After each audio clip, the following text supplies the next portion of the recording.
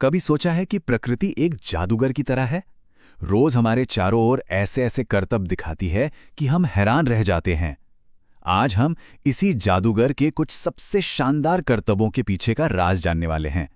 तो जरा सोचिए, क्या हो अगर ये जादूगर कोई और नहीं बल्कि हमारा सूरज हो। क्या हो अगर पृथ्वी पर होने वाले कुछ सबसे कमाल के चमत्कार असल में सूरज की ही जादूगरी हों।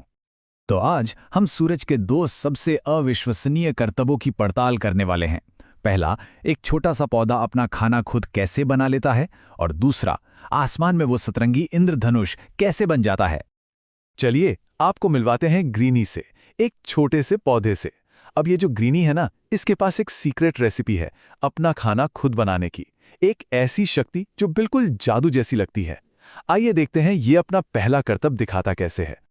तो इस जादुई रेसिपी की पहली और सबसे जरूरी चीज है सूरज की रोशनी। और ये सिर्फ रोशनी नहीं है, ये है प्योर एनर्जी जो पौधे को अपना काम करने की ताकत देती है, बिल्कुल वैसे ही जैसे हमें खाना खाने से मिलती है। अच्छा, तो दूसरी चीज जो चाहिए वो है कार्बन डाइऑक्साइड। हाँ, वही हवा जो हम सांस छोड़ते वक्त बाहर निकालते हैं। और मजे की बात यह है कि पौधा इसी हवा को अपनी पत्तियों में बने छोटे छोटे छेदों से अंदर खींच लेता है। और तीसरी सामग्री है पानी।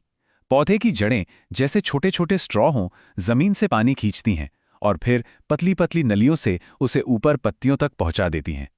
कमाल का डिलीवरी सिस्टम है।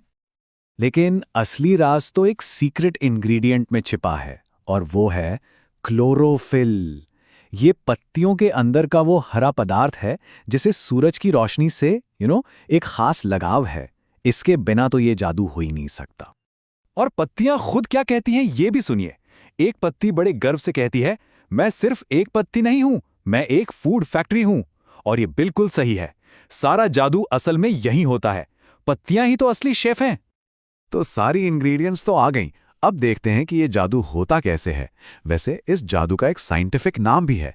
इसे कहते हैं प्रकाश संश्लेषण या फोटोसिंथेसिस। ये पूरा प्रोसेस ना 4 सिंपल स्टेप्स में होता है। पहले पौधा सारी चीजें जमा करता है, फिर सूरज अपनी एनर्जी का तड़का लगाता है। इससे बनता है पौधे का खाना, जिसे ग्लूकोज कहते हैं। और एक और बहुत जरूरी चीज बाहर निकलती है, ऑक्सीजन।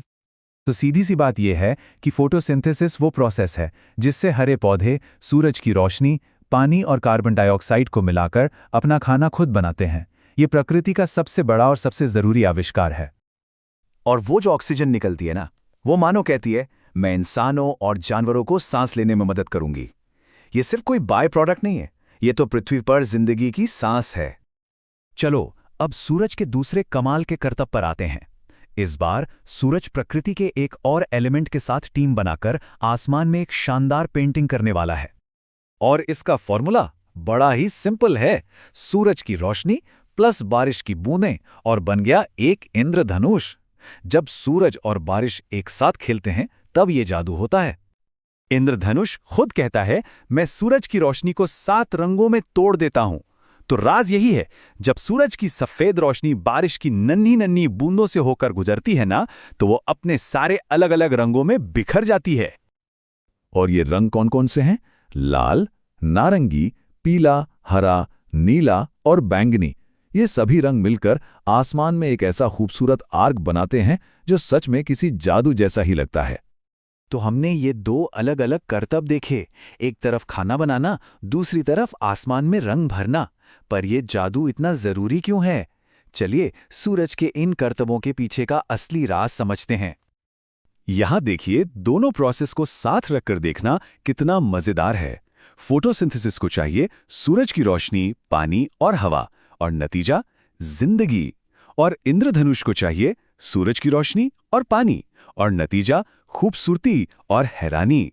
दोनों का जादूगर एक ही है, सूरज, जो हमें जीवन और खुशी दोनों देता है। तो सीधी सी बात यह है, फोटोसिंथेसिस से जिंदगी बनती है, वो खाना और हवा जिस पर हम सब टिके हैं।